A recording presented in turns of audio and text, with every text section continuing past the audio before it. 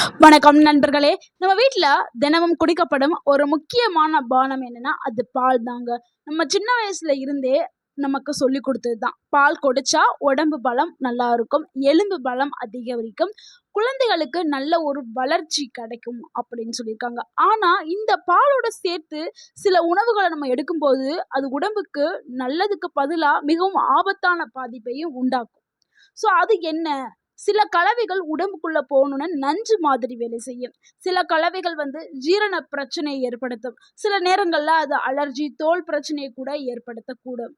இந்த வீடியோல அத பத்தி தான் நம்ம பார்க்க போறோம். பாலு கூட சேர்க்கக்கூடாத உணவுகள் என்ன? அது ஏன் அவையெல்லாம் ஆபத்தானது? அதை எப்படி தவிர்க்க வேண்டும்? அப்படிங்கிற எல்லாத்தையுமே நம்ம தெளிவா பார்க்க போறோம். இந்த ஒரு வீடியோவ ஸ்கிப் பண்ணாம ஃபுல்லா பாருங்க. கண்டிப்பாக உங்களுடைய ஆரோக்கியத்திற்கு ஒரு நல்ல வழிகாட்டுதலாக இருக்கும் இந்த ஒரு வீடியோ. நம்ம முதலாவதா பார்க்கக்கூடியது, இது ரொம்ப ரொம்ப முக்கியமான பகுதி. அதாவது மீன் பிளஸ் பால். இது 2மே நம்ம எப்பவுமே இந்த கலவைகள சேர்க்கவே கூடாது. மீன் பிளஸ் பால், நம்ம ஊர்லயே இதுக்கு ஒரு பழமொழி சொல்லுவாங்க. மீன் சாப்பிட்ட பிறகு பால் குடிக்காத அப்படின்னு. இதற்கு காரணம் என்னன்னா, பால் கூலிங் நேச்சர் கொண்டது. மீன் ஹீட்டிங் நேச்சர் கொண்டது. கூலிங் அண்ட் ஹீட்டிங், அது சூடும் குளிர்ச்சியும் 2ம் சேரும்போது உடம்புல இம்பேலன்ஸ் ஆக்கப்படும். இதனால ஜீரண பிரச்சனை ஏற்படும். சிலருக்கு தோல் பிரச்சனை எல்லாம் ஏற்பட ஆரம்பிக்கும். இந்த 2 பொருட்களையும் நம்ம கண்டிப்பாக தவிர்க்க வேண்டும். பால் நல்லது, மீன் நல்லது. ஆனா 2யுமே நம்ம தனித்தனியா எடுத்துக்கிட்டா தான் ரொம்ப நல்லது.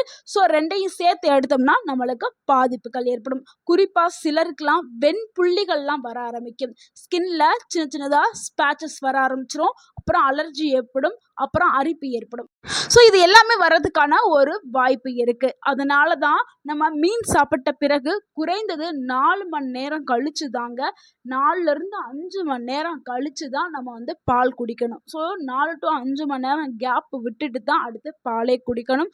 குழந்தைகளா இருந்தாலும் சரி, பெரியவங்களா இருந்தாலும் சரி, இன்னுமே யாருமே இந்த ஒரு தவற செய்யாதீங்க. பால் சாப்பிட்டாலும் சரி, மீன் சாப்பிட்டாலும் சரி, 4 இல்லைன்னா 5 மணி நேரம் கேப் விட்டுட்டு அடுத்த உணவு, அதாவது மீனையோ பாலையோ எடுத்துக்கிறணும்.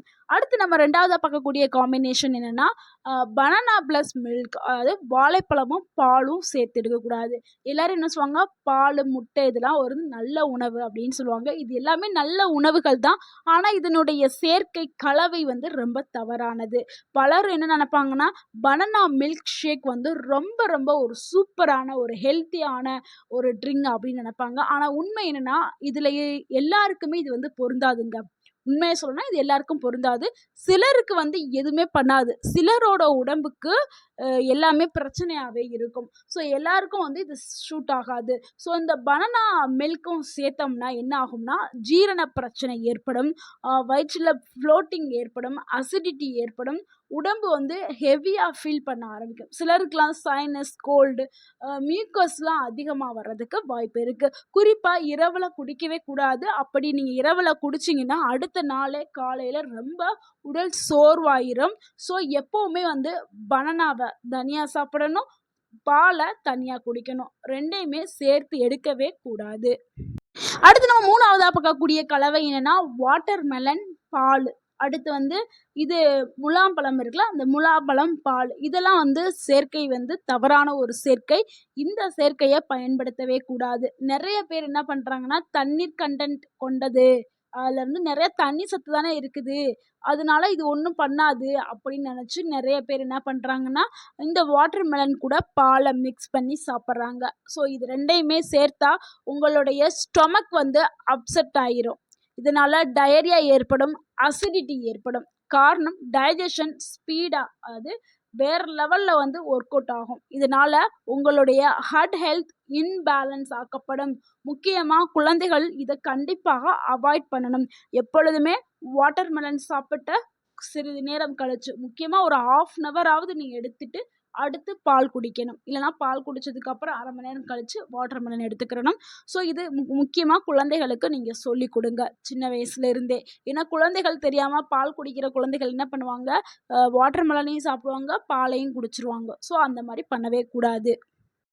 அடுத்த ஒரு கலவை என்னன்னா முள்ளங்கி பால் தான். அதாவது ரேடிஸ் அண்ட் மில்க் இதை வந்து சேர்த்து எடுக்கவே கூடாது. அப்படி சேர்த்து எடுத்தா உடல்ல வந்து நச்சுக்கள் உருவாக ஆரம்பிச்சும். ஸோ இது ரெண்டும் போய் சேரும்போது உடனடியாக வந்து நச்சுக்கள் உருவாகி உங்களுக்கு ஸ்கின் இஷ்யூஸை வந்து உருவாக்கும். ஸ்கின் டிசீஸ், தோல் அலர்ஜி, அரிப்பு, ரொம்ப கடுமையான அரிப்பு இதெல்லாத்தையுமே ஏற்படுத்தும். சிலருக்கு அலர்ஜி ரியாக்ஷன் கூட வர ஆரம்பிக்கும். ஆனால் பல பேர் இதை தவிர்க்கிறாங்க. ஆனால் உண்மையிலே இது ரொம்ப ரொம்ப டேஞ்சரஸான ஒரு காம்பினேஷன். கண்டிப்பாக முள்ளங்கி பாலை வந்து தவிர்க்கணும். ஸோ முள்ளங்கி சாப்பிட்ட கொஞ்சம் டைம் எடுத்துட்டு அதுக்கப்புறம் நீங்கள் பால் குடிக்கணும். ஸோ இந்த மாதிரி நீங்கள் டைம் எடுத்து தான் பண்ணணும். இது ரெண்டையும் சேர்த்தே எடுக்கக்கூடாது. அடுத்து நம்ம பார்க்கக்கூடிய ஒரு ஃபுட் காம்பினேஷன் என்னென்னா புளிப்பான உணவுகள் கூட பால் சேர்த்து எடுக்கிறது. ஸோ அதை கண்டிப்பாக தவிர்க்கணும். ஒன்று லெமன் கூட பால் சேர்த்து எடுக்கிறது, இல்லைன்னா ஆரஞ்சு கூட பால் சேர்த்து எடுக்கிறது, புளி புளி கூட பால் சேர்த்து எடுக்கிறது. இதெல்லாம் வந்து பால் குடிக்கும் நேரத்தில் சேர்க்கவே கூடாது. ஸோ நீங்கள் பால் குடிக்கிற நேரத்தில் ஆரஞ்சு பழம் சாப்பிடாதீங்க, லெமன் ஜூஸ் குடிக்காதீங்க. ஸோ நீங்கள் பால் குடிச்சிங்கன்னா பால் குடிச்சு ஒரு 1/2 மணி நேரமாக 1 மணி நேரம் சென்றுட்டு இந்த பழங்களை வந்து எடுத்துக்கிறங்க. இல்லைன்னா இந்த பழங்களை எடுத்துட்டு ஒரு 1/2 மணி நேரம் 1 மணி நேரம் சென்று பால் குடிங்க. ஸ்டொமக்கில் டைஜஷன் பிரச்சனையை இது உண்டு பண்ணும். இது ரெண்டும் சேரும்போது இதனால் என்ன ஆகும்னா உங்களுக்கு வாமிட் வந்துக்கிட்டே இருக்கும். ஸோ எப்போவுமே வந்து நம்ம தனித்தனியாக எடுக்கிறது நல்லது. ஸோ இது ரெண்டும் சேரும் பொழுது வாமிட் கண்டிப்பாக வரும், அசிடிட்டி பிரச்சனை உண்டாகும், கேஸ் ப்ராப்ளம் வரும். இதுதான் குழந்தைகளுக்கு அதிகமான ஒரு பாதிப்பை தரக்கூடியது. ஸோ அவங்களுக்கு தெரியாது. நம்ம தான் கரெக்டான காம்பினேஷனாக கொடுக்கணும். நிறைய பேர் வீட்டில் என்ன பண்ணுவாங்கன்னா, குழந்தைகள் பால் குடிக்கிற குழந்தைகள் ஆரஞ்சு பழத்தை சாப்பிடுவாங்க, அப்புறம் கொஞ்சம் பால் குடிப்பாங்க, இந்த மாதிரிலாம் பண்ணுவாங்க. ஸோ இவங்க இது மாதிரிலாம் பண்ணுவாங்க. அவங்க திடீர்னு வாமிட் எடுப்பாங்க, நம்மளுக்கு தெரியாது. ஸோ நம்ம ஏதோ ஆயிடுச்சு அப்படின்னு நினைப்போம். நம்ம இந்த தவறான உணவு பழக்கத்தை வந்து தவறான காம்பினேஷன் வந்து நம்ம கொடுக்கக்கூடாது. ஸோ அதனால தான் நான் சொல்கிறேன் திருப்பி.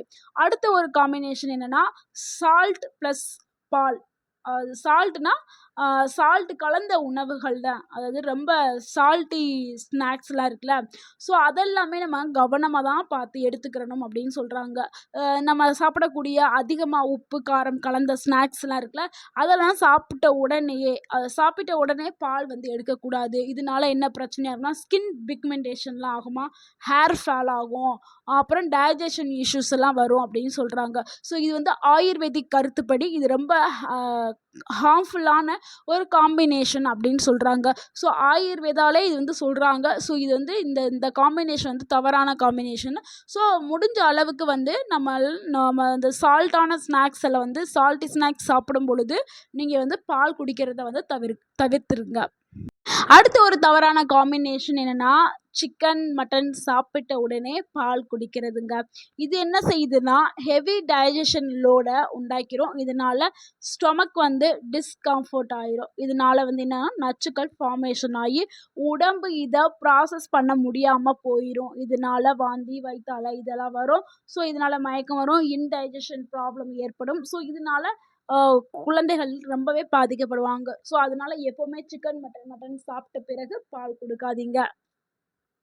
இப்போ பார்த்த காம்பினேஷன்ஸ் எல்லாமே வந்து ரொம்ப ஒரு தவறான ஒரு காம்பினேஷன். ஏன்னா இது எல்லாமே ஆபத்தை விளைவிக்கக்கூடியது. இதுக்கு காரணம் வந்து different digestion time, opposite food nature கொண்டது, கெமிக்கல் ரியாக்ஷன் இன் ஸ்டொமக்குங்க.